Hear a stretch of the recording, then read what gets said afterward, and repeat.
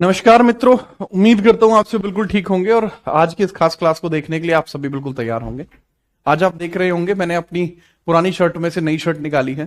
ठीक मतलब शर्ट तो पुरानी ही है क्योंकि नई शर्ट वगैरह का तो लेने का समय नहीं लग पा रहा है। वीरेंद्र विशाल निगम निगम, ठीक है। और कवि कमल भी आ चुके हैं। कवि आज तुम्हारी दोनों राम राम ली गई हैं, समझ रहे हो। बहुत बढ़िया। तो जो जो बच्चे क्लास के अंदर मौजूद हैं आप सभी मुझे बता देंगे, ठीक है, कि क्या चल रहा है, कैसे चल रहा है। वाह, ठीक है। तो स्टार्ट करते हैं हम माहौल को। इस प्रकार के जो कपड़े थे मैं पहले पहला करता था, ठीक है, जब मेरी जवानी का टाइम था। अब तो खैर बुढ़ापा है मेरा, ऑलमोस्ट मैं 3 4 5 हजार साल पार कर चुका हूं। और कवि कमल ने कह दिया सुंदर, तो कवि भाई कोई दिक्कत नहीं है, खुल के खेलो। और बताओ सब ठीक चल रहा है, मामला फुल मैटर खींचे हैं। गुड मॉर्निंग जी, गुड मॉर्निंग। स्टार्ट करते हैं। देखिए, आज की इस वीडियो का जो हमारा टॉपिक रहने वाला है वो है वायुमंडल यानी एटमॉस्फेयर। आज हम अर्थ के एटमॉस्फेयर के और अर्थ के जो अंदरूनी भाग होते हैं उसके बारे में चर्चा करने वाले हैं। दोनों ही तरीके से हम यहां पर डिस्कशन करेंगे। इसमें हम एटमॉस्फेयर के बारे में भी पढ़ेंगे एंड जो हमारी पृथ्वी होती है उसके बारे में पढ़ेंगे। तो बेसिकली हम पृथ्वी की संरचना और वायुमंडल की संरचना, इन दोनों विषयों के बारे में अध्ययन करना प्रारंभ करने वाले हैं। ठीक है, चलो लीजिए जी। ठीक है राज भाई, आपके क्वेश्चन का जवाब अब दिया जाएगा। आज की वीडियो का विषय है कि हम पृथ्वी की वायुमंडल और पृथ्वी की संरचना, इन दोनों के बारे में डिस्कशन करें। थोड़ा सा एक कॉन्सेप्ट ये आता है कि अब तक हम पढ़ क्या चुके हैं। सर अभी तक हम यूनिवर्स पढ़ चुके हैं, फिजिकल ज्योग्राफी में यूनिवर्स पढ़ चुके हैं। यूनिवर्स के बाद मैंने आपको सोलर सिस्टम पढ़ा दिया। सोलर सिस्टम के बाद यहां पर मैं आपको पढ़ा दूंगा सोलर सिस्टम। सोलर सिस्टम के बाद आज मैं आपको अर्थ स्ट्रक्चर पढ़ा दूंगा। अर्थ स्ट्रक्चर पढ़ा दूंगा। अर्थ स्ट्रक्चर के बाद मैं आपको पढ़ा दूंगा एटमॉस्फेयर। एटमॉस्फेयर पढ़ा दूंगा और एटमॉस्फेयर के बाद आपको मोशन ऑफ अर्थ हो जाएगा। मोशन ऑफ अर्थ हो जाएगा और जैसे ही मोशन ऑफ अर्थ होगा आपकी फिजिकल ज्योग्राफी के इतने ही विषय आपके लिए बहुत होंगे। इसी के अंतर्गत आप अपनी फिजिकल ज्योग्राफी के इतने विषय को ही पर्याप्त रखिएगा। उसके बाद 8 तारीख से आपकी इंडियन ज्योग्राफी स्टार्ट होगी। ठीक है, कल 6 7 का ऑफ रहेगा क्योंकि सैटरडे संडे है और 8 तारीख से आपकी इंडियन ज्योग्राफी स्टार्ट हो जाएगी। मुझे नहीं लगता कि कोई मसला आपको आएगा। अगर आप कहें तो स्टार्ट कर देता हूं। ठीक है, चलो स्टार्ट करें। लीजिए जी। अब हम सबसे पहले वायुमंडल की बात करते हैं। ये जो टॉपिक्स आप देख रहे हैं, universe, solar system, earth structure, atmosphere, motion of earth, ये सबके सब ज्योग्राफी का एक अहम हिस्सा होता है। और इस अहम हिस्से में से जो हिस्सा आज हम पढ़ने वाले हैं वो है एटमॉस्फेयर एंड अर्थ स्ट्रक्चर। शुरुआती तौर पर हम ये पढ़ेंगे, उसके बाद बाकी विषयों को भी आप यहीं पर देख सकते हैं। सबसे पहले मैं स्टार्टिंग करता हूं वायुमंडल से। एटमॉस्फेयर ऑफ अर्थ से डिस्कशन करते हैं। एटमॉस्फेयर ऑफ अर्थ से डिस्कशन किया जाएगा। अगर मैं एटमॉस्फेयर ऑफ अर्थ देखें, atmosphere of earth, atmosphere of earth, ये हमारा डिस्कशन है। एटमॉस्फेयर ऑफ अर्थ, पृथ्वी का वायुमंडल, ये हमें यहां पर देखना है। पृथ्वी का वायुमंडल हमें यहां पर देखना है। वायुमंडल हमें यहां पर देखना है। पृथ्वी का वायुमंडल हमें यहां पर देखना है। जब हम पृथ्वी के वायुमंडल को देखते हैं तो सर आपको एक बात समझ में आएगी। मैं कि भाई बात क्या है। सर वायुमंडल का अध्ययन 2 तरीके से हो सकता है। एक होता है एरोलॉजी और एक होता है मेट्रोलॉजी। 2 तरीके से होता है इसका अध्ययन, 2 तरीके से हो सकता है। वायुमंडल का जो अध्ययन है वो 2 प्रकार से हो सकता है। इसका स्टडी हम 2 टाइप से कर सकते हैं। और स्टडी का जो पहला पोर्शन होगा जिसको हम कहेंगे एरोलॉजी और दूसरे को कहेंगे मेट्रोलॉजी। एक को कहेंगे यहां पर एरोलॉजी, एक को कहेंगे मेट्रोलॉजी। दिस इज एरोलॉजी और दिस इज मेट्रोलॉजी। अब दोनों में फर्क क्या है। अध्ययन तो दोनों में वायुमंडल का है, बट एरोलॉजी में ऊपरी परत अध्ययन है और मेट्रोलॉजी में निचली परतों का अध्ययन है। इसमें है ऊपरी परतों का अध्ययन, ऊपरी परतों का अध्ययन, परतों का अध्ययन है इसमें। ऊपरी परतों का अध्ययन इसमें होगा। ठीक है, मतलब की बात है study of upper layers, study of upper layers इसमें हो जाएगा। और मेट्रोलॉजी में क्या होगा भाई, इसके अंदर वायुमंडल की निचली परतों का अध्ययन होगा, निचली परतों का अध्ययन होगा, निचली परतों का अध्ययन, परतों का अध्ययन होगा, अध्ययन यहां पर होगा। मतलब की बात हुई study of lower layers, study of lower layer, ठीक है, या बिलो लेयर्स की बात कर लेंगे, बिलो लेयर्स। तो स्टडी ऑफ बिलो लेयर्स आपको यहां पर देखने को मिल जाएगा। तो दोनों के बारे में हमें यहां पर पता लग गई है। ठीक है, चलो परफेक्ट है जी सर। अब यहां पर हमें दोनों के बारे में पता लगी। अब यहां पर बात आती है कि सर एक बात बताइए, वायुमंडल का पृथ्वी से जुड़े रहने का कारण क्या है? वायुमंडल उड़ क्यों नहीं जाता है? अगर आप पृथ्वी को इस प्रकार से देखें, ठीक है, और वायुमंडल को अगर हम देखते हैं तो वह कई अलग अलग हिस्सों में बना होता है। मान के चलिए ये पृथ्वी है, लेट सपोज हम मान के चलते हैं कि यही आपका पृथ्वी है, क्योंकि पृथ्वी के ऊपर हल्के हल्के ग्रीनिश आपके डिजाइन भी है, तो मैंने ऐसे आपका पूरा ये पृथ्वी का स्ट्रक्चर भी बना दिया। ठीक है, हल्का सा यहां पे बना दिया है। मान के चलिए यही आपकी पृथ्वी है। ठीक है, ओके सर, पृथ्वी के बारे में सर हम समझ पाए कि यही हमारी पृथ्वी है। आपने पृथ्वी को बड़ी खूबसूरती के साथ बनाया है, मैं कि बहुत बढ़िया। अच्छा, पृथ्वी का जो वायुमंडल होता है वो अलग अलग होता है। जैसे एक वायुमंडल का हिस्सा इसका यहां पर होता है, ठीक है, एक और हिस्सा आपको अगर हम देखें तो दूसरा हिस्सा आपको इसके ऊपर देखने को मिलता है कि सर एक हिस्सा इससे ऊपर देखने को मिलेगा, कि सर एक हिस्सा इसके भी ऊपर होगा, फिर सर एक हिस्सा और होता है वो उसके भी ऊपर होता है। मैं कि ठीक है भाई। तो कहने की बात यह हुई कि ये सारे के सारे हिस्से पृथ्वी का वायुमंडल जो होता है वो अलग अलग परतों में होता है। क्योंकि मैं यहां समझाने की भी कोशिश कर रहा हूं बच्चे कि यहां सर अलग अलग परतों का अध्ययन यहां किया जाता है।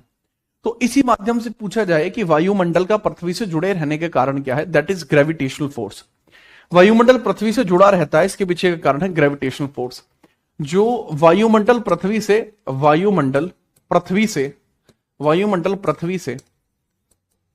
से ग्रेविटेशनल फोर्स की वजह से जुड़ा रहता है, ग्रेविटेशनल फोर्स के कारण जुड़ा रहता है, फोर्स के कारण जुड़ा रहता है, जुड़ा रहता है। ठीक है, तो ये कंबाइन किस वजह से होता है? मैंने आपको बताया कि जो वायुमंडल है, एटमॉस्फेयर है आपका, atmosphere is combined to earth. Reason is gravitational force, गुरुत्वाकर्षण बल की वजह से चिपका रहता है। ये बहुत इंपॉर्टेंट है। अच्छा, जैसे अन्य पार्थिव ग्रह हैं, जैसे बुध है या मंगल है, ठीक है, यहां पर सोलर विंड्स के कारण वायुमंडल खो दिया है।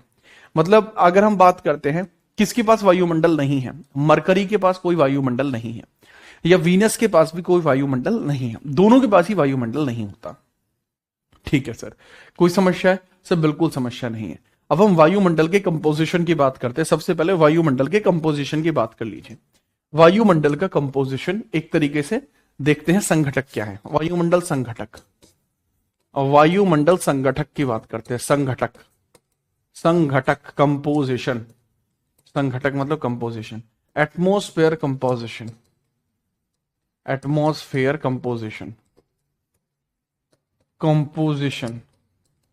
आपको है समझना है। सर इसमें नाइट्रोजन 78% है, ठीक है, नाइट्रोजन 78.08% है।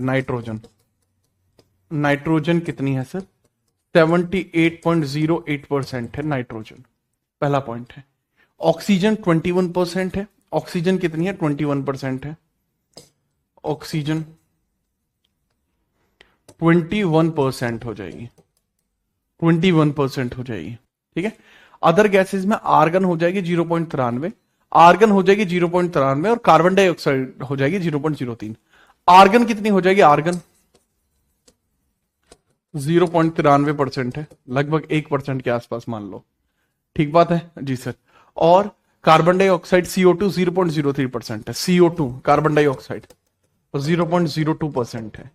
तो कुल मिला के बात यह हुई अगर आप इसको जोड़ोगे तो इसमें से बहुत छोटा सा पोर्शन बचेगा, और वो छोटा सा पोर्शन किसके बारे में बताता है कि अदर गैसेस इसमें कैसे होती हैं। तो कंपोजिशन आपका इसी प्रकार से आपको पता लगता है। अदर गैसेस टोटल 1% में ही आ जाती हैं। अच्छा, जो गैस जितनी हल्की होगी उतनी ऊंचाई पर पाई जाएगी, ठीक है, याद रखना। अब अगर हम बात करते हैं, हल्की होती है नियोन, हीलियम, क्रिप्टॉन, हाइड्रोजन, इसकी मात्रा बहुत कम है, ठीक है, याद रखेंगे। अगर हम बात करते हैं, हल्की गैसें ऊपर होती हैं, भारी गैसें नीचे होती हैं। हल्की गैस ऊपर, भारी गैस नीचे। जो हल्की गैस है वो आपकी कैसे होती है, ऊपर होती हैं। हल्की गैस फ्लोट करती हैं ऊपर, भारी गैस नीचे, और भारी गैस होगी नीचे। भारी गैस नीचे होती है, नीचे होती है। हल्की गैस ऊपर होती है और भारी गैस नीचे होती है। अगर मैं इसके बारे में डिस्कशन करूं, अब हल्की गैस कौन सी है जो कि ऊपर होती है, जैसे हाइड्रोजन है 0.00005।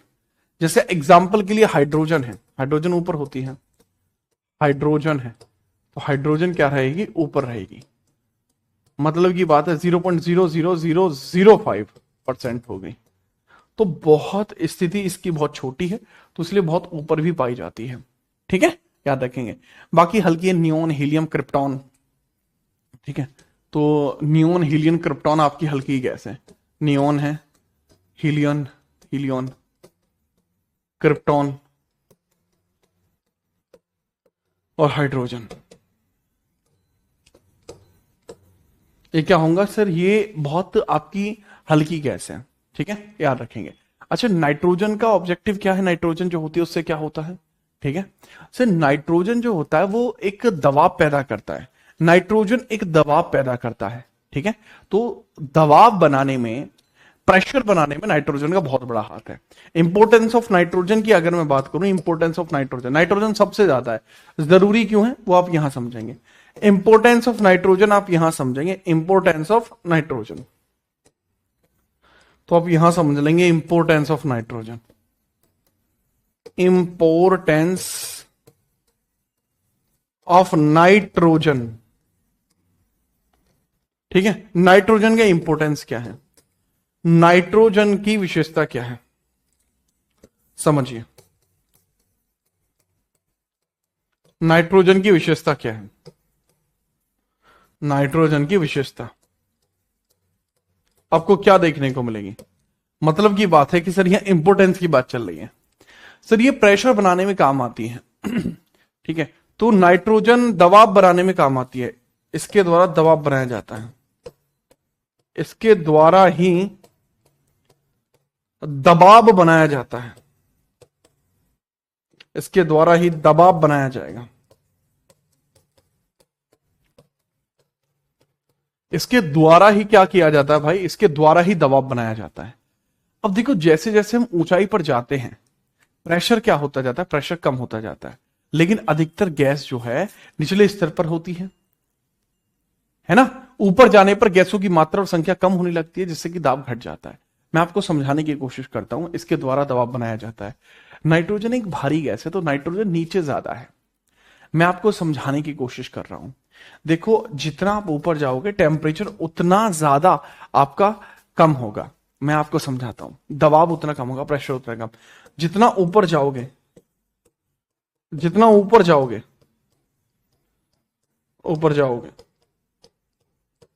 उतना ही प्रेशर कम होगा, उतना ही दबाव कम होगा, दबाव कम होगा। आपको कैसे पता, देखो यार, क्योंकि मैंने बताया जो हल्की गैस है वो ऊपर होंगे, भारी गैस नीचे है, और ज्यादातर पर्यावरण में पाई जाने वाली गैस भारी है। क्योंकि ज्यादातर पर्यावरण की गैस भारी है, इसलिए हमें पता लगता है कि भाई यहां स्थिति कुछ इसी प्रकार की बनेगी, स्थिति कुछ इसी प्रकार की आपकी बनेगी, ठीक है, याद रखिएगा। क्या कोई इसमें समस्या है, नहीं सर इसमें भी कोई समस्या नहीं है। तो हमें एक बात समझ में आती है कि हम जितना ऊपर जाएंगे उतना ही दबाव इसमें कम होगा। कोई समस्या, कोई समस्या नहीं है, ठीक है, ओके। तो अब हम इस पॉइंट को समझने का प्रयत्न करते हैं, अब हम इस पॉइंट को समझने का प्रयत्न करते हैं कि आप इसको जाने, आप इसको जानिएगा, ठीक है, याद रखिएगा।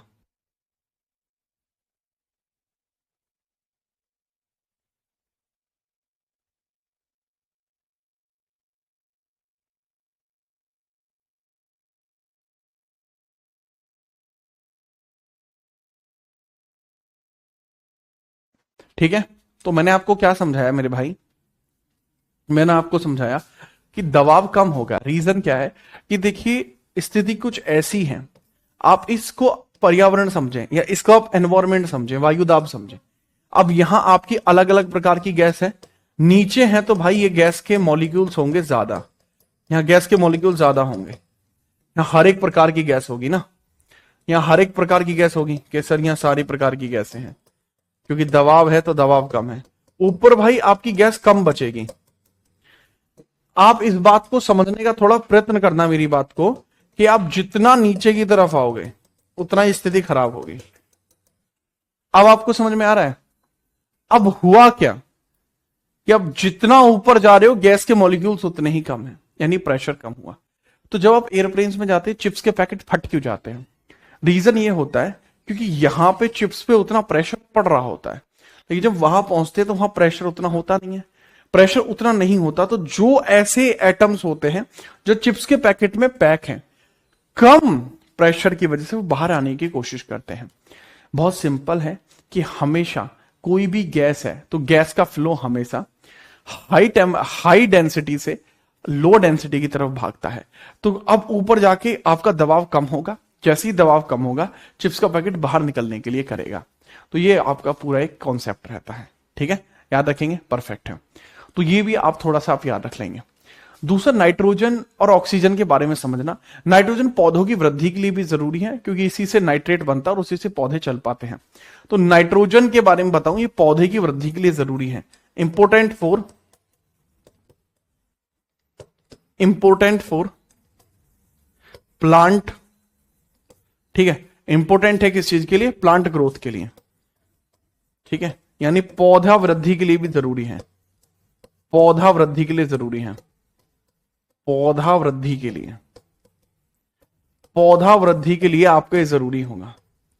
दूसरा पॉइंट आता है कि सर हम इंपोर्टेंस ऑफ ऑक्सीजन की बात कर लें। फिर देखो यार, ऑक्सीजन को हम बोलते हैं लाइफ गैस, ऑक्सीजन जीने के लिए जरूरी है। इंपोर्टेंस ऑफ ऑक्सीजन की बात कर लेते हैं यहां पर। इंपोर्टेंस ऑफ ऑक्सीजन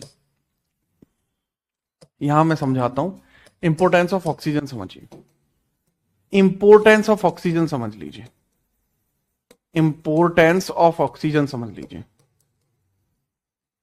ऑक्सीजन का इंपोर्टेंस आपको समझाता हूं।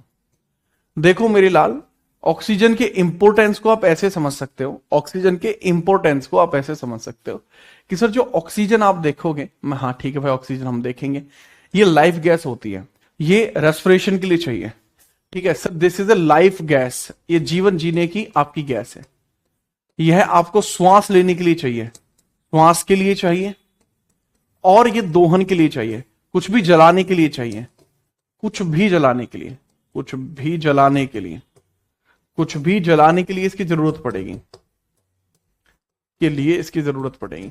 बगैर ऑक्सीजन के कहीं पर आग नहीं लग सकती, जब तक ऑक्सीजन नहीं तब तक आग नहीं। इसके बाद पॉइंट आता है सर CO2 किस लिए जरूरी है? सिर्फ फोटोसिंथेसिस के लिए आवश्यक है, जिससे पौधे अपना खाना बना पाए, ठीक है, और पृथ्वी के तापमान को भी ये संतुलित करती है। अब हम बात करते हैं CO2 के इंपोर्टेंस की, CO2 के इंपोर्टेंस की, importance of CO2, carbon dioxide. तो यहां इसका भी इंपोर्टेंस देख लेंगे, importance of carbon dioxide, dioxide मतलब की बात हुई CO2 है ये, CO2। अब CO2 के बारे में भी समझा देता हूं, CO2 का हिसाब किताब कैसा है बताइए सर, CO2 का हिसाब किताब कैसा है? सर CO2 फोटोसिंथेसिस के लिए जरूरी है, पौधों के लिए जरूरी है, necessary for photosynthesis, necessary for photosynthesis, photosynthesis,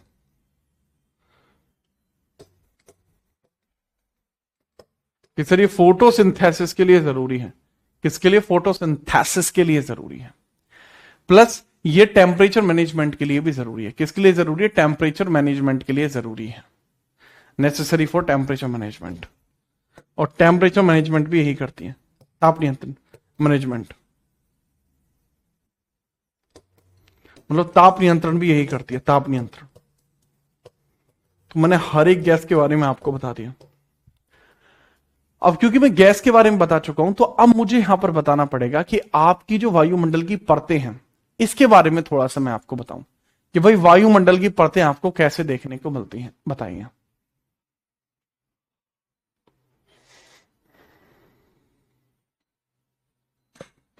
ठीक है, रेडी हो? चलो, तो यहां वायुमंडल की परतों का डिस्कशन करेंगे।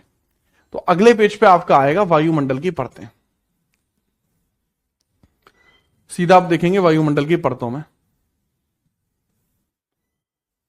वायुमंडल की सीधी परतों का डिस्कशन करते हैं कि भाई वायुमंडल की परतों का हिसाब किताब क्या है। ठीक है, याद रखना। ये लीजिए, यहां से वायुमंडल की परतें शुरू हैं। ये वायुमंडल की परतें हैं।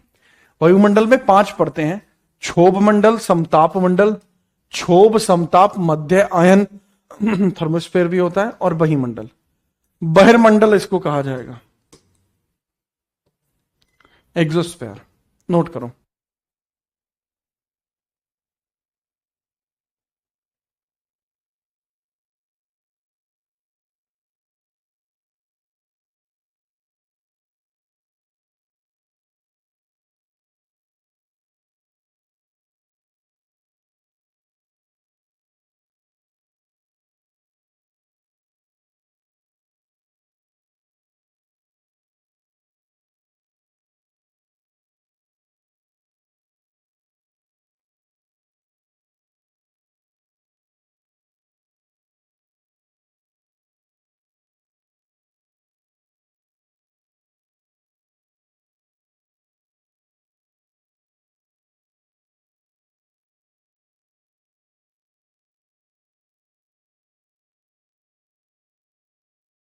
ठीक है, आपने नोट किया? यही तो बातें हैं जो बाद में याद आती हैं। ठीक है, याद रखना। तो यहां पर मैंने समझाने का प्रयास किया है कहीं ना कहीं कि आप इस चीज को जान पाए, आप इस चीज को जान पाए कि मैंने आपको यहां 5 आपकी लेयर्स बताई हैं: एक्सोस्फेयर, आइनोस्फेयर या थर्मोस्फेयर, मेसोस्फेयर, स्ट्रेटोस्फेयर और ट्रोपोस्फेयर। ठीक है, ये 5वीं है।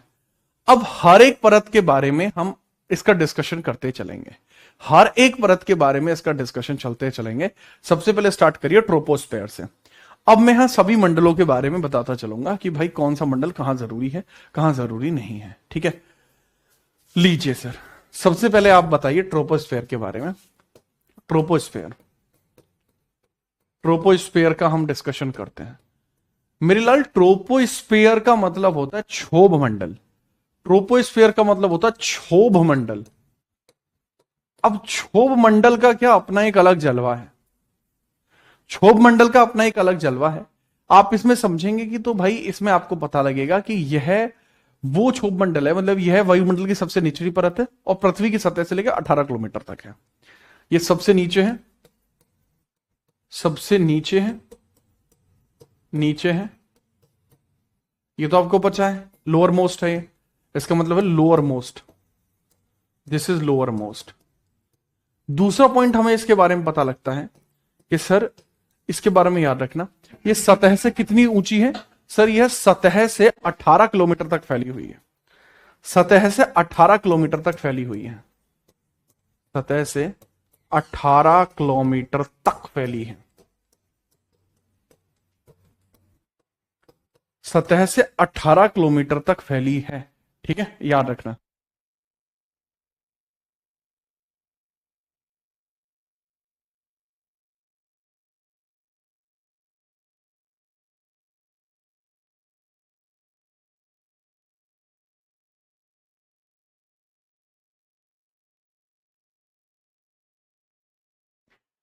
ठीक है, क्षोभ मंडल आपका होगा।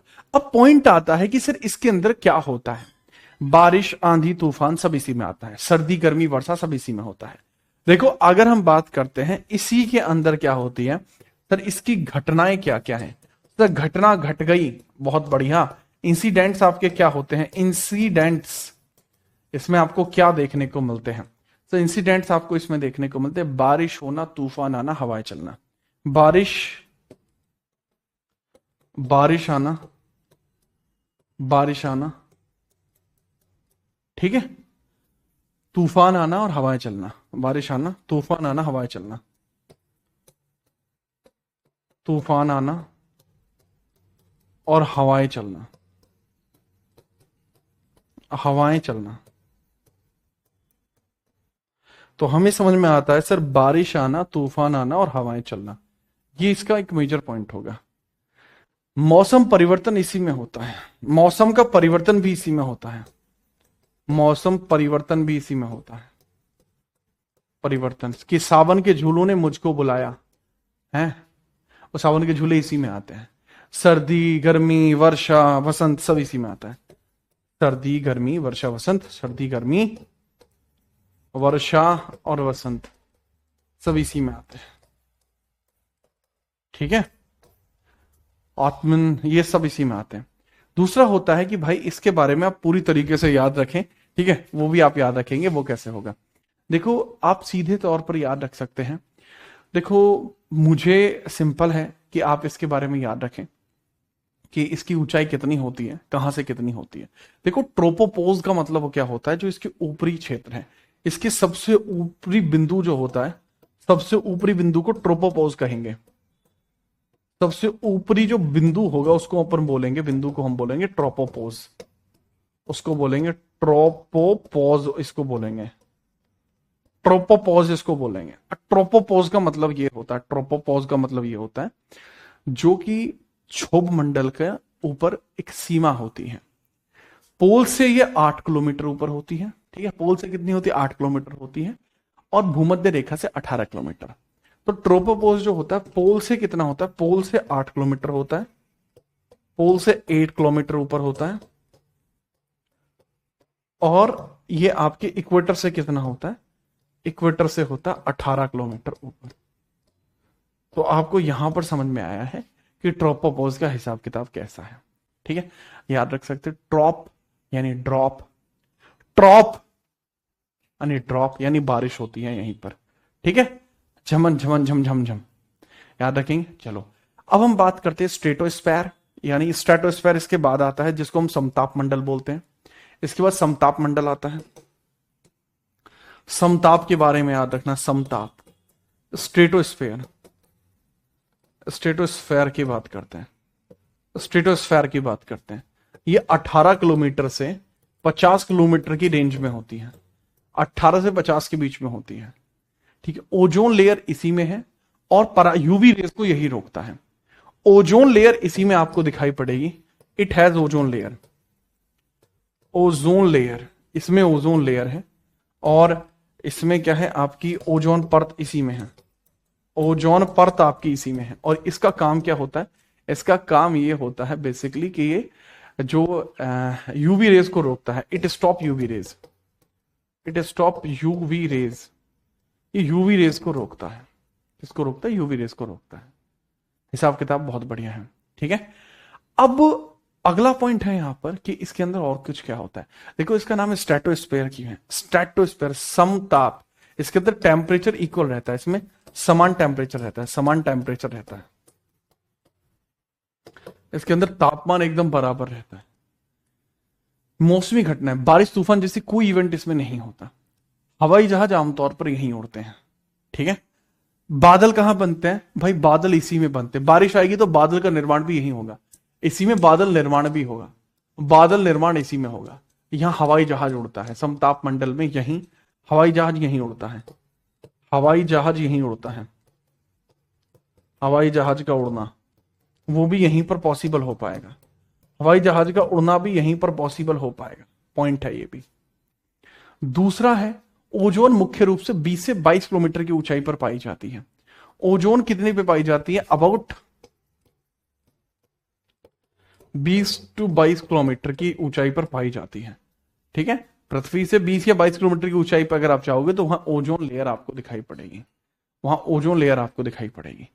ओजोन लेयर अगर ना हो तो क्या होगा, देखो मान के चलो कि अगर कोई क्षेत्र है जहां ओजोन लेयर नहीं है, पृथ्वी का ही क्षेत्र, तो वहां लोगों को स्किन कैंसर होने का खतरा रहता है।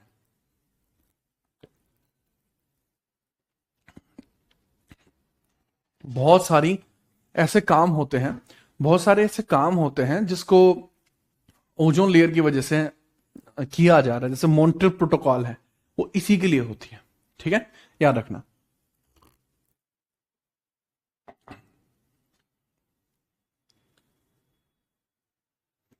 और यहां जो एक कॉन्सेप्ट आ रहा है कि भाई सर ये बता दीजिए कि आखिरकार किस कारण से ये यूवी रेज रुक जाती हैं।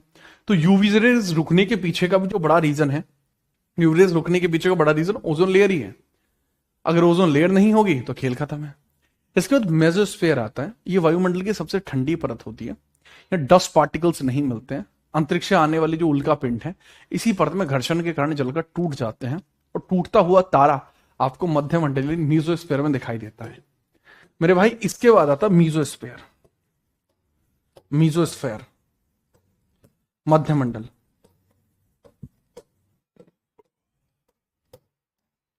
ठीक है, मध्यमंडल है। अब मध्यमंडल का हिसाब किताब क्लियर है। 50 किलोमीटर से लेकर 80 किलोमीटर के बीच में है। 50 से लेकर 80 किलोमीटर के बीच में इसका रेंज रहती है। रेंज कितनी है? 50 से लेकर 80 के बीच में। ये कोल्डेस्ट लेयर है। कूलेस्ट, कोल्डेस्ट, कोल्डेस्ट लेयर हो जाएगी। सबता ठंडी है ये भाई साहब। कितने ठंडी है? घनी ठंडी से। डस्ट पार्टिकल नहीं मिलते इसमें। इसकी विशेषता है इसमें डस्ट पार्टिकल नहीं होते। विशेषता क्या है? तो विशेषता सिंपल है। विशेषता सिंपल है, इसमें डस्ट पार्टिकल नहीं होते। इसमें डस्ट पार्टिकल्स नहीं होते। इसमें डस्ट पार्टिकल्स नहीं होते। धूल का कोई कण नहीं होता। मीटियोर्स जो होते हैं वो इसी में टूट जाते हैं। ठीक है, चलो। तो मीटियोर्स जो होते हैं वो इसी में आते हैं। मीटियोर्स मैं आपको बता दूं तो मीटियोर्स का मतलब होता है उल्का पिंड। इसी में टूट जाते हैं। ठीक है, घर्षण के कारण। उल्का पिंड घर्षण के कारण इसमें टूटते हैं। घर्षण के कारण इसमें टूटते हैं।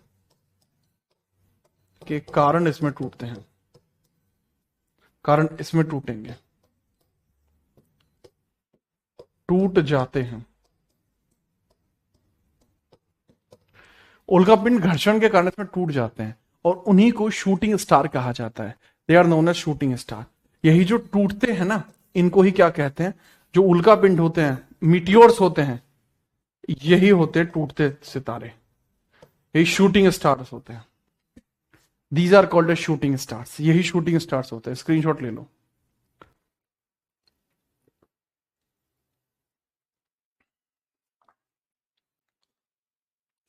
स्क्रीनशॉट लिया आपने?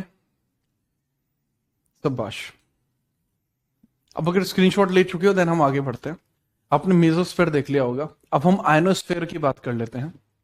बहुत ऊंचा आयनोस्फेयर। तो चौथे नंबर पे आएगा बच्चे आयनोस्फेयर। चौथे नंबर पे आएगा आपका आइनोस्फेयर होता है। जो आयोनोस्फेयर की बात करते हैं, आयनोस्फेयर की। आयोनोस्फेयर के अंदर क्या होता है वो समझ लीजिएगा। सर ये 80 किलोमीटर से लेकर 640 किलोमीटर तक रहता है आयन मंडल। आयन मंडल का हिसाब किताब बहुत मजबूत है। आयन मंडल का हिसाब किताब बहुत मजबूत है। तो भाई बताओ फिर। सर आयन मंडल का हिसाब किताब कुछ इस प्रकार से कि ये 80 से 640 किलोमीटर तक होगा। 80 से लेके 640 किलोमीटर तक।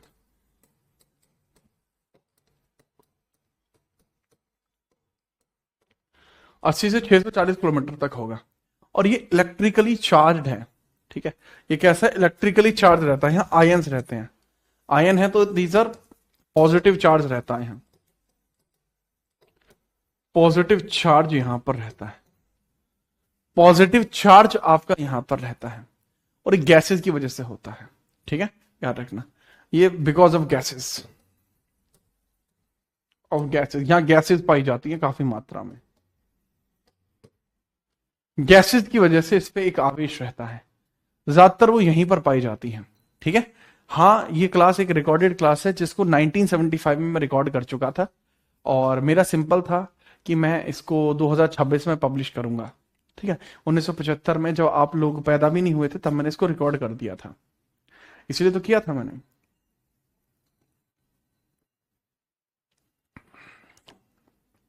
यार थोड़ी बहुत लाज शर्म लज्जा बची हो तो उस पर ध्यान दे लो यार। रेडियो वेव्स इसी में होती हैं। रेडियो वेव्स इसी में चलती हैं। रेडियो वेव्स रेडियो वेव्स आपकी इसी में चलती हैं, रेडियो तरंगे। ठीक है, दूसरा है कि संचार इसी की वजह से पॉसिबल हो पाता है, संचार इसी वजह से पॉसिबल हो पाता है, संचार का पॉसिबल हो पाना, संचार का पॉसिबल हो पाना, पॉसिबल हो पाना इसी पर रिलेट करेगा, संचार का पॉसिबल हो पाना। सैटेलाइट और कुछ स्पेसक्राफ्ट यहीं घूमते रहते हैं। ठीक है, याद रखना, जो एफएम होता है ना, एफएम या रेडियो वेव्स यहीं से आती हैं, और यहां पर आपकी कुछ सैटेलाइट भी होती हैं, कुछ सैटेलाइट भी यहीं घूमती हैं, कुछ सैटेलाइट्स भी यहीं घूमती हैं, घूमेंगी, कुछ सैटेलाइट्स भी आपकी यहीं घूमेंगे। कुछ सैटेलाइट ऐसी होती हैं जो आपकी घूमती ही यहां पर हैं। ठीक है, लेकिन इसके बाद आपका क्या आता है, इसके बाद आपका यहां पर हिसाब किताब होता है कि सर यहां कौन सी सैटेलाइट घूमती हैं। भाई यहां सैटेलाइट घूमती हैं जो आपकी कम्युनिकेशन सैटेलाइट होती हैं। कौन सी सर? कम्युनिकेशन सैटेलाइट आपकी यहीं पर घूमती हैं, कम्युनिकेशन सैटेलाइट, कम्युनिकेशन सैटेलाइट आपकी यहीं पर घूमती हैं। सैटेलाइट, संचार उपग्रह आपके यहीं घूमते हैं। फिर आपका अंतिम जो हिसाब किताब बचता है, आइनोस्फीयर के बाद जो अंतिम हिसाब किताब केवल एक प्रकार से बचता है, जिसको हम बोलते हैं बहिर्मंडल या एक्सोस्फीयर। ठीक है, याद रखना, इसको बोलते हैं बहिर्मंडल बोलते हैं। ये रहा बहिर्मंडल,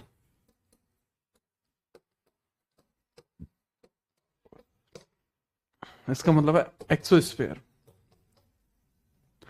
इसको हम बोलते हैं एक्सोस्फीयर, इसको बोलते हैं। ठीक है, चलो परफेक्ट है। वो गैसेस की वजह से आयनित होती हैं, जो आयनोस्फेयर है। अब अगर मैं एक्सोस्फेयर की बात करता हूं, एक्सोस्फेयर में समझना सर, ये जो मेजरली हाइड्रोजन और हीलियम की जैसी हल्की गैस पाई जाती है, 640 प्लस कितना ही भी आप चले जाइए, 640 किलोमीटर प्लस जो भी एरिया है वो सब एक्सोस्फेयर में। यहां पर डेंसिटी बहुत कम होती है, हवा की डेंसिटी कम है, आर्टिफिशियल सैटेलाइट यहां लगती हैं। यहां हाइड्रोजन एंड हीलियम गैस ही होती हैं, हाइड्रोजन और हीलियम गैस ही यहां पर होती हैं, पहला पॉइंट। दूसरा पॉइंट इसमें यह होता है कि सर यहां आर्टिफिशियल सैटेलाइट पाई जाती है, यहां हवा की डेंसिटी कम होती है, यहां हवा की डेंसिटी कम होती है, डेंसिटी बहुत कम होती है, हवा की डेंसिटी लगभग ना के बराबर है, और जितनी भी आर्टिफिशियल सैटेलाइट है वो यहीं पर है, आर्टिफिशियल सैटेलाइट यहीं पर लगती है। ठीक है, आर्टिफिशियल सैटेलाइट क्या होती है, वो यहीं पर लगती है। कोई समस्या है? नहीं सर, कोई समस्या नहीं है, कोई भी समस्या नहीं है। मेरे ख्याल से तो आप समझ पाए होंगे।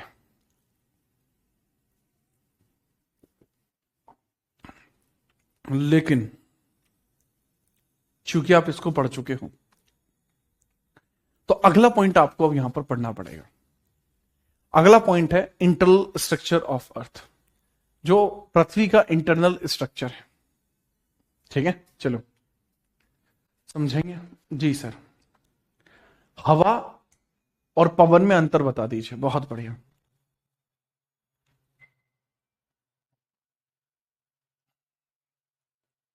देखिए यार मेरी बात सुन, तुम एयर या विंड में डिफरेंस पूछ रहे हो, अभी तुम्हें पता नहीं है। बस मैं जानता हूं तुम पूछ क्या रहे हो, पर तुम्हें ही नहीं पता कि तुम पूछ क्या रहे हो। यही तो मजे की बात है।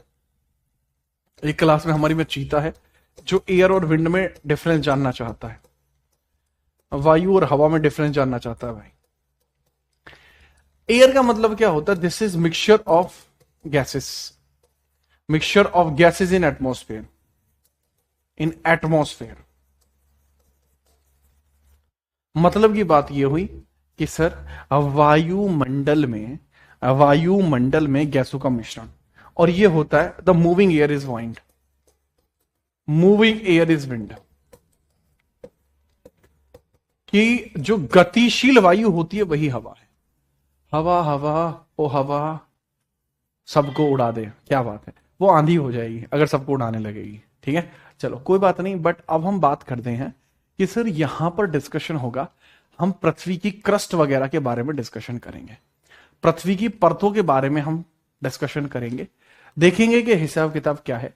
और वह हम, क्योंकि स्ट्रक्चर बहुत जरूरी है उसमें, तो हम अब एक कह रहा है सर मुलाव मेघ क्या होते हैं। बेटा मैं क्लाउड्स पढ़ा रहा हूं, खुद बताओ, क्या मैं क्लाइमेटोलॉजी पढ़ा रहा हूं कि नहीं सर?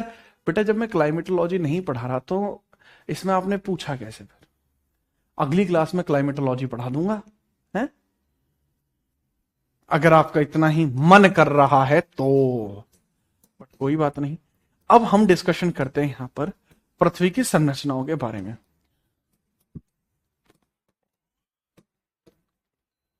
ठीक है, चलो पृथ्वी की संरचनाओं के बारे में हम डिस्कशन कर लेंगे। यहां से टॉपिक स्टार्ट होता है पृथ्वी की संरचनाएं, सबके लिए है, यूपीएससी, पीएससी, एसएससी, सबके लेवल पे हम एक तरफा पढ़ेंगे, मजा आएगा, आपको भी फुल मजा आएगा। देखो यहां पर जो होता है, पृथ्वी की परतदार संरचना होती है। पृथ्वी की जो संरचना होती है वो परतों में होती है, लेयर्स में होती है। तो earth has layer based structure. Earth का स्ट्रक्चर कैसा? लेयर बेस्ड है। Earth has layer based structure, layer based structure है इसका। लेयर बेस्ड स्ट्रक्चर आपको दिखाई पड़ता है। भूकंपीय तरंगे जो होते हैं, सैस्मिक वेव्स जो होते हैं, इसी के अध्ययन से पता चलता है कि पृथ्वी की संरचना लेयर्ड है। 3 प्रमुख परतें हैं, भूपरपटी, प्रवार और क्रोड। सबसे ऊपरी परत होती है क्रस्ट। मेंटल जो होती है मध्यवर्ती और सबसे बड़ी परत होती है। क्रोड जो होती है सबसे आंतरिक परत होती है, जिसे गुरुमंडल भी कहा जाता है। क्रोड बिल्कुल अंदर है, अंदर कोर है। उसके बाद प्रवार यानी मेंटल, फिर भूपरपटी यानी क्रस्ट। तीनों लेयर्स के बारे में आपको पता लग गया। जैसे मजा आ गया सर, मजा आ गया, हमें तीनों लेयर्स का पता लग गया, बहुत बढ़िया, मजा आ गया। तो ठीक है, चलो तो अब यहां पर मेरी बात को समझिएगा, कोई समस्या इसमें है नहीं। ये कॉन्सेंट्रिक होती हैं, दीज आर कॉन्सेंट्रिक। ठीक है, these are concentric, these are concentric, concentric. ये कॉन्सेंट्रिक का मतलब वो कहते हैं सकेंद्रीय होती हैं। सकेंद्रीय आपकी ये होती हैं, सकेंद्रीय। कॉन्सेंट्रिक का मतलब होता है सकेंद्रीय। तो सकेंद्रीय शब्द का मतलब यह होता है कि भाई इन तीनों का केंद्र एक जगह है। क्रस्ट, प्रवार और क्रोड, इन तीनों का ही जो केंद्र है वो एक ही जगह होगा। मैं ये समझता हूं कि तीनों का केंद्र एक जगह है, जो कि वास्तविकता भी है कि वाकई में तीनों का केंद्र एक जगह है। ऐसा नहीं हो सकता कि हम तीनों के केंद्र को अलग अलग रखें, नहीं, तीनों का केंद्र एक जगह है। सर मजा बांध दिया आपने तो। मैं बिल्कुल भाई, तो हम ऐसा काम करते हैं सर, सबसे पहले हम स्टार्ट करते हैं किससे? तीनों के बारे में छोटी छोटी डेफिनेशन से। मैं बहुत बढ़िया, हम तीनों के बारे में एक छोटी छोटी डेफिनेशन लेते हैं, उनको आप समझना। तो इन लेयर्स का हम थोड़ा सा डिस्कशन करते हैं। यह 2 भागों में बटी है, एक महाद्वीपीय और एक ओशियानिक। मेंटल 3 हिस्से में है, ऊपरी, दुर्बल और निचला। ये 2 हिस्सों में है, आउटर और इनर। अब आपको हिस्सों के भी हिस्से पता लग गए। अब आपको हिस्सों के भी हिस्से पता लग गए कि सर कोर के अंदर कितने हैं। सर कोर के अंदर 2 हैं, अपर कोर, लोअर कोर। मेंटल में 3 है, अपर मेंटल आपका दुर्बलता मंडल, यानी जिसको एस्थेनोस्फेयर बोलते हैं, एस्थेनोस्फेयर। फिर आपका निचला मंडल जिसको हम बोलते हैं लोअर मेंटल। क्रस्ट 2 है, एक कॉन्टिनेंटल, एक ओशियनिक, एक पृथ्वी वाला और एक है जल वाला। ठीक है, जल वाली भी तो परती हुई, जल भी तो कहीं ना कहीं एक परत ही है। ऐसा थोड़ी है कि जल परत नहीं है। तो बात तो सही है, आप तो सर अच्छे आदमी निकले। मैं कह रहा हूं मैं अच्छा। तो सर हम एक काम करते हैं, पहले क्रस्ट के चैप्टर को लेते हैं। हम यहां से स्टार्टिंग करेंगे क्रस्ट के बारे में बताना। मेरे भाई नोट मत करना, पीडीएफ मिलेगी उससे नोट करना ये वाला पोर्शन। अगर मैं क्रस्ट के बारे में समझाऊंगा, क्रस्ट की विशेषताएं, यह पृथ्वी का सबसे बाहरी ठोस भाग है। यह भांगुर, ब्रिटल है, जिसका अर्थ है कि यह ठोस होने के बावजूद आसानी से टूट सकता है। यह पृथ्वी के कुल आयतन का मात्र 1% हिस्सा है। क्रस्ट जो है, पृथ्वी में जितना वॉल्यूम है उसका केवल 1% हिस्सा है। ज्यादातर वॉल्यूम आपका मेंटल के पास होता है। कोर के भी कितने हिस्से होते हैं? कोर के यानी सॉरी क्रस्ट के कितने हिस्से होते हैं? 2, एक कॉन्टिनेंटल और एक आपका ओशियनिक। कॉन्टिनेंटल जहां हम रह सकते हैं। औसत मोटाई कितनी है इसकी? औसत मोटाई इसकी कितनी है? तो इसकी औसत मोटाई 30 से 35 के आसपास हो जाएगी किलोमीटर में। ठीक है, पृथ्वी कितनी मोटी है, मोटाई कितनी है, 30 से 35 आपका हो जाएगा किलोमीटर मोटाई। तो मैंने इसकी मोटाई के बारे में आपको बताया, तो इसकी मोटाई कितनी हो सकती है, तो इसकी मोटाई हो सकती है 30 से 35 किलोमीटर। लेकिन जैसे पर्वत हैं, पर्वतों पर इसकी मोटाई ज्यादा हो सकती है, 70 किलोमीटर तक इसकी मोटाई पर्वतों पर हो सकती है। ओशियंस में क्लियर है 5 किलोमीटर ही मोटाई होगी। ठीक है, याद रखना।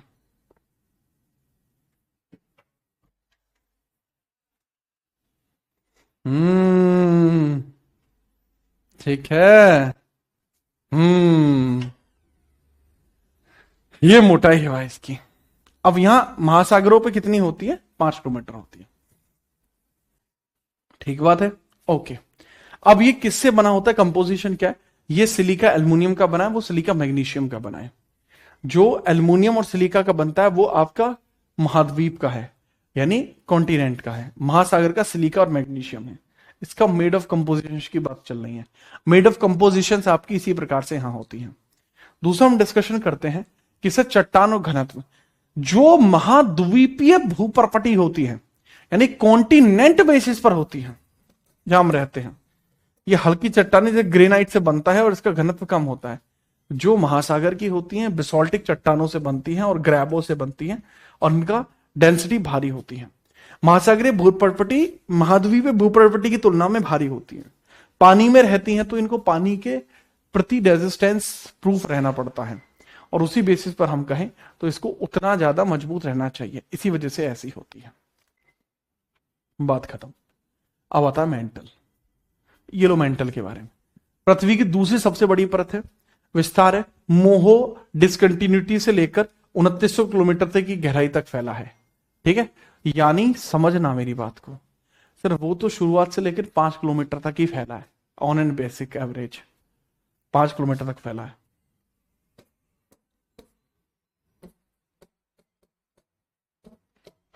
अस्सी किलोमीटर तक इन्हें रेयर केस जा सकता है अगर पर्वत है तो, नहीं तो बहुत कम जाएगा।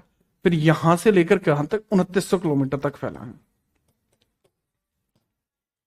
ये मेंटल है।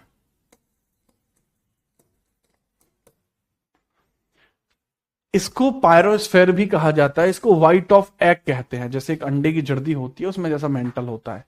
ठीक है, एक अंडे का एग्जाम्पल बेस्ट है। अंडे के अंदर जर्दी होती है, जो अंदर होता है पीला पीला सा, वो होती है कोर। बाहर का जो हिस्सा होता है उसका पीले के जस्ट ऊपर वाला, वो मेंटल होता है, जो अंडे का प्रोटीन होता है। ठीक है, तो उसका स्ट्रक्चर कुछ ऐसा रहता है।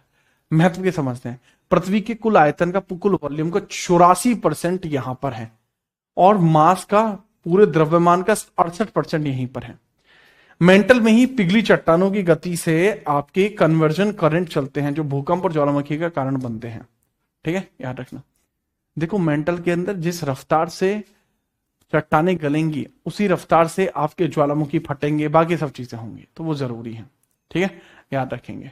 मैं आपको समझाने का प्रयास करता हूं यहां पर कि भूप्रपटी के लिए अगर मैं बताऊं, सबसे ऊपरी अपर मेंटल को मिलाकर स्थलमंडल बनता है आपका, स्थलमंडल।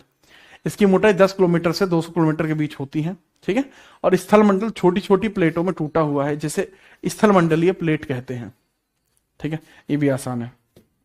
नेक्स्ट, जो एस्थेनोस्फेयर बीच का हिस्सा है, मेंटल के ऊपरी हिस्सा है, जो लगभग 400 किलोमीटर तक की गहराई तक फैला है। सेमी ठोस होता है, ठीक है, सेमी सॉलिड है। पृथ्वी का मैग्मा क्षेत्र होता है, क्योंकि ज्वालामुखी का मैग्मा जो निकल के जाता है वो कहां से जाता है, एस्थेनोस्फेयर से जाता है। देन आपका आता है क्रोड। एस्थेनोस्फेयर के बाद आपका लोअर क्रोड होता है, जो कि बहुत ज्यादा जरूरी नहीं है, 2900 किलोमीटर से लेकर पृथ्वी के केंद्र तक फैला, 6378 किलोमीटर तक। इसको गुरुमंडल बेरीस्फेयर या बग्रैक फेयर आपका कहा गया है। नाइफ, इसमें भारी मात्रा में निकल, आयरन और फेरियम मिलता है। ठीक है, निकल और फेरियम आपको मिलता है। फेरियम का मतलब होता है आयरन, Fe मिलते हैं इसमें, तो नाइफ इसको बोलते हैं, NiFe। मैंने बताया पृथ्वी के आयतन का लगभग 15 से 16% यहीं पर है, और द्रव्यमान का 32% यहां पर है। 2 भागों में बटा है, तरल और आपका ठोस। बाह्य कोट अत्यधिक तापमान के कारण ही तरल हो जाती है। आंतरिक कोट यहां भी तापमान बहुत अधिक है, लेकिन अत्यधिक दबाव के कारण ही तरल में नहीं बदलती और ये ठोस में बनी रहती है, क्योंकि इस पर ग्रेविटेशनल चीजों को पुल करने की महत्व इसके ऊपर सौंपा गया है। ठीक है, याद रखना। अब यहां एक क्वेश्चन आता है आपका पेपर में, बार बार आता है कि भाई आप ये बता दीजिए कि अगर आप कोर के बारे में जानना चाहते हो, कोर के बारे में, तो बहुत ज्यादा आता है। ये वाला क्वेश्चन है कि पृथ्वी के अंदर कुछ डिसकंटिन्यू होती हैं, जैसे क्रस्ट है, क्रस्ट, मेंटल एंड कोर है, तो इसमें सारी चीजें एक जैसी नहीं हो सकती। इसमें बीच वाली लाइंस क्या होंगी, इन्हीं लाइंस को क्या कहा जाता है, डिसकंटिन्यूटी। परतों के बीच की बाउंड्री को दर्शाता है, एक तरीके का ट्रांजिशन फेस होता है। इनका नाम उन वैज्ञानिक के नाम पर रखा जाता है जिन्होंने इसकी खोज करी थी। और ये बहुत प्यारा सा कॉन्सेप्ट है, इसमें बड़ा प्यारा सा कॉन्सेप्ट है इसमें, और वो बड़ा प्यारा कॉन्सेप्ट ये रहा। कॉनरॉड ऊपरी क्रस्ट और निचली क्रस्ट, मोह क्रस्ट और मेंटल, रेहप्टी मंडल और निचला मेंटल। ठीक है, याद रखना। और आपका मेंटल तथा कोर के बीच रहता है गुटेनबर्ग।